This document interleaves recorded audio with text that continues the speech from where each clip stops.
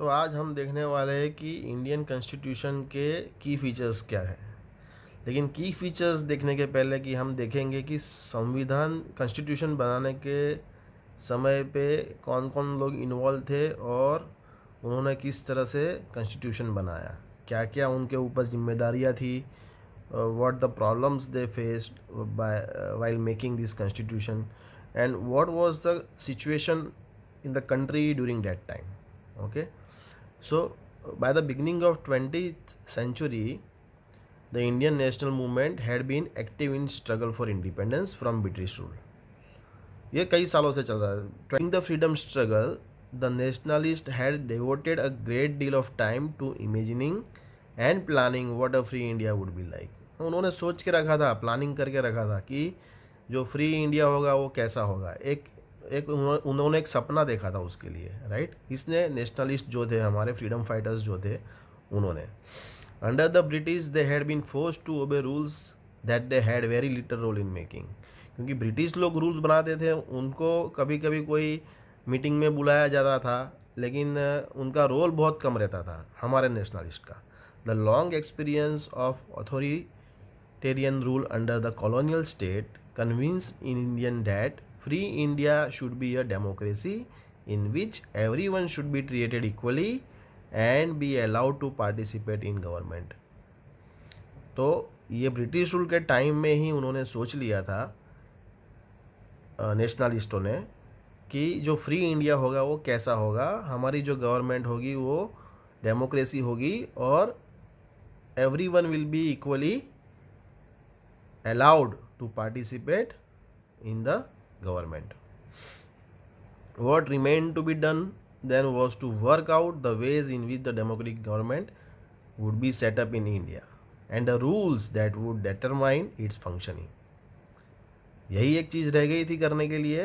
बाकी सब सोच के प्लानिंग करके रखा था, लेकिन वर्कआउट करना बाकी था कि कैसे डेमोक्रेटिक गवर्नमेंट फॉर्म होगी, सेटअप कैसा होगा और क्या क्या रूल्स बनाएंगे कि जिससे ये डेमोक्रेसी हमारी फंक्शन कर सके, how it can function properly. तो क्या क्या हम रूल्स एंड प्रिंसिपल कॉन्स्टिट्यूशन में डाले, राइट. तो उसकी वजह से हमारा जो डेमोक्रेसी राइट है वो प्रॉपरली बन सके.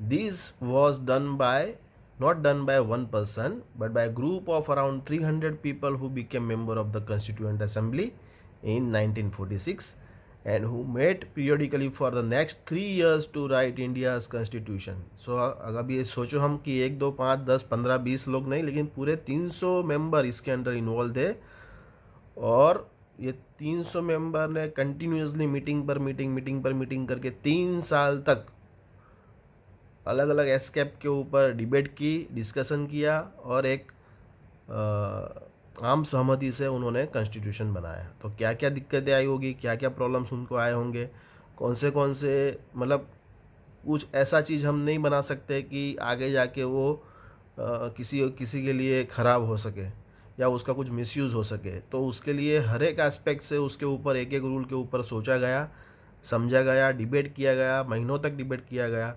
उसमें जो अमेंडमेंट करने थे वो अमेंडमेंट किए गए और 3 साल लगातार मीटिंग करने के बाद उन्होंने 1946 से स्टार्ट किया था और 1949 नवंबर या दिसंबर एंड में ये हमारा कॉन्स्टिट्यूशन जो है वो रेडी हो चुका था. ठीक है. So these member of constituent assembly had a huge task before them. Huge task क्यों बोलेंगे, क्योंकि जैसे मैंने बताया कि वो टाइम पे बहुत सारी चीज़ें देखनी होती है. हम कुछ ऐसी चीज़ नहीं बना सकते कि जिससे आगे जाके कोई प्रॉब्लम हो सके, राइट. और दूसरा तो वो टाइम पे the country was made up of several different communities. बहुत सारी कम्युनिटीज़ थी जिसमें अलग अलग लैंग्वेज बोलने वाले लोग, अलग अलग रिलीजियस फॉलो करने वाले लोग और अलग अलग कल्चर फॉलो करने वाले लोग, राइट. अलग अलग लोग रहते थे. सो अलग अलग लोगों के लिए अलग अलग रिलीजियस और कल्चर और लैंग्वेज फॉलो करने वाले के लिए कोई एक रूल बनाना है, कोई एक कॉन्स्टिट्यूशन बनाना है, कोई एक संविधान बनाना है, राइट. दूसरी चीज़ थी कि वो टाइम पे इंडिया जो था वो इंडिया और पाकिस्तान का पार्टीशन होने जा रहा था, राइट. वो सामने ही खड़ा था क्योंकि 47 में जब इंडिपेंडेंस मिली, ये 1946 से ये लोग ने टास्क शुरू किया था कॉन्स्टिट्यूशन बनाने का, मीटिंग्स पे मीटिंग्स स्टार्ट कर दी थी, राइट। और तुरंत बीच में उनको ये पार्टिसिपेशन आ गया इंडिया और पाकिस्तान का, ठीक है। तो ये भी हो गया, चीज़ बीच में आ गई। और दूसरा एक प्रॉब्लम था कि जो प्रिंसली स्टेट्स थे, मतलब जो कुछ नवाबों के अंडर में, कुछ राजाओं के अंडर में कुछ स्टेट थे, वो अभी भी डिसाइड नहीं कर पाए थे कि हम इंडिया के साथ जाएंगे या फिर हम अपना अलग से रहेंगे, हम स्वतंत्र रहेंगे, राइट। तो उनका जो डिसीजन था वो अभी तक नहीं पता था उनको कि फ्यूचर में क्या करने वाले, तो वो भी था। उसके अलावा ये सब चक्कर में सोशियो इकोनॉमिक कंडीशन थी जो पब्लिक की, वो भी बहुत पुअर थी, मतलब निराशाजनक कंडीशन थी वहाँ पे उस टाइम पे। तो ये सब चीज़ों की वजह से all this issue play on the minds of member of constituent assembly. और ये सब चीज़ों को ध्यान में रखते हुए उन्होंने कुछ रिफॉर्म्स करके कॉन्स्टिट्यूशन बनाना था कि उससे सोशियो इकोनॉमिक कंडीशन जो है वो भी इम्प्रूव हो जाए, अलग अलग डिफरेंट कम्युनिटीज़ और रिलीजियस फॉलो करने वालों में भी प्रॉब्लम ना हो, राइट। तो ये सब चीज़ ध्यान में रख के उन्होंने बनाना था, और उन्होंने अच्छे से they rose to the occasion and gave it this country a visionary document that reflects a respect for maintaining diversity क्यों? क्योंकि जैसे मैंने बताया कि अलग अलग communities, language and culture and religious, right. Maintaining diversity while preserving national unity, मतलब यही तो एक खासियत है हमारे इंडिया की कि यूनिटी इन डाइवर्सिटी। अलग अलग लोग, अलग अलग भाषा, इतनी सब लैंग्वेज बोलने वाले लोग फिर भी यूनाइट होके रह रहे एक कंट्री में। The final document also reflects their concern for eradicating poverty through social economic reforms. ये जो उन्होंने जो रिफॉर्म्स बनाए, सोशियो इकोनॉमिक मतलब आर्थिक और सामाजिक जो रिफॉर्म्स तैयार किए, वो कॉन्स्टिट्यूशन में डाले, उसकी वजह से उनका मेन कंसर्न क्या था कि जो गरीबी है उनको दूर कर सके, as well as emphasising the crucial role of the people, they can choose their representative in forming the government. तो ये राइट्स दिए उनको, पब्लिक को ये राइट्स दिए कॉन्स्टिट्यूशन में कि दे can choose their representative in the government. तो अभी हम कॉन्स्टिट्यूशन के बारे में जितना हमारी टेक्स्ट बुक में दिया है वो कर लिए, कुछ एक एक्स्ट्रा हम लोग मतलब कुछ और एक चीज़ बताना चाहूँगा इसके बारे में कि जो हम बोलेंगे फैक्ट्स, क्या कुछ फैक्ट्स है कॉन्स्टिट्यूशन के बारे में, उसके ऊपर डिस्कस करेंगे। Okay, so who was the father of our Indian constitution? Doctor Baba Saheb Bhimrao Ambedkar, BR Ambedkar was the main person in drafting committee of this constitution। Okay, तो ये एक फैक्ट है। दूसरा कि ये कौन सी लैंग्वेज में लिखा गया था। हमारा कॉन्स्टिट्यूशन शुरुआत में was originally written in two language, Hindi and English only। Okay, and all the member of constituent assembly sign both copies, Hindi copy also and English copy also of the constitution। तीसरा एक fact जो है इसके बारे में कि world का सबसे लार्जेस्ट कॉन्स्टिट्यूशन जो है वो हमारा इंडिया का है। उसमें टोटल 444 आर्टिकल्स है, 22 पार्ट्स में 12 शेड्यूल है और 115 अमेंडमेंट्स अभी तक हो चुके हैं उसके अंदर, ठीक है। दूसरा एक फैक्ट है कि ये जो है वो पूरा हाथ से लिखा हुआ है, जो ओरिजिनल कॉपी जो उसकी है वो हाथ से लिखी हुई है, हैंड राइटिंग से लिखी हुई है, कोई प्रिंटिंग या टाइपिंग किया हुआ नहीं है, ठीक है। तो who has written it? It is hand written by calligrapher Prem Behari Narayan Raizada. ये उनका नाम है जिन्होंने उनको ब्यूटीफुली कैलीग्राफी की है। उन्होंने इटैलिक स्टाइल से बहुत अच्छी तरीके से, सुंदर तरीके से इसको लिखा है।